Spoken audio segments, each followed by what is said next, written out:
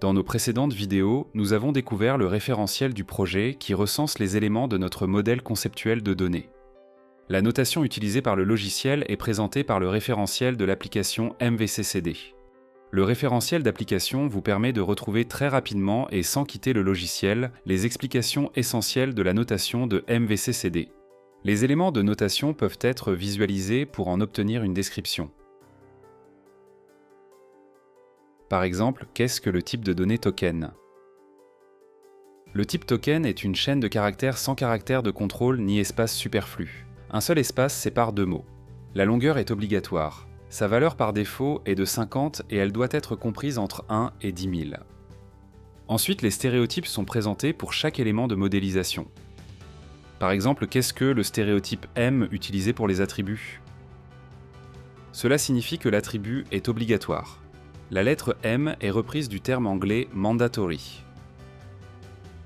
Les contraintes sont présentées pour chaque élément de modélisation, tout comme les stéréotypes. Par exemple, qu'est-ce que la contrainte uppercase pour un attribut?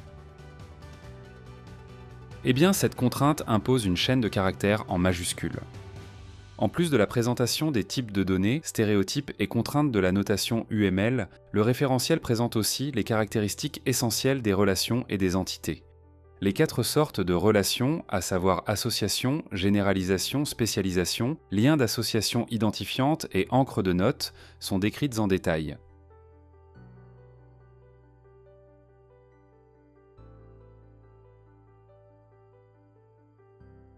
En fonction de leur participation ou non aux différentes relations, les entités portent un nom caractéristique.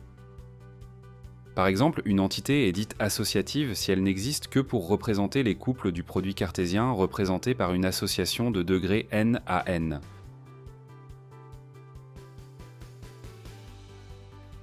Une entité est dite indépendante si elle n'est pas identifiée structurellement par une relation identifiante. Les explications essentielles de la notation peuvent être approfondies en consultant la partie concernée du livre de référence pour les éléments théoriques.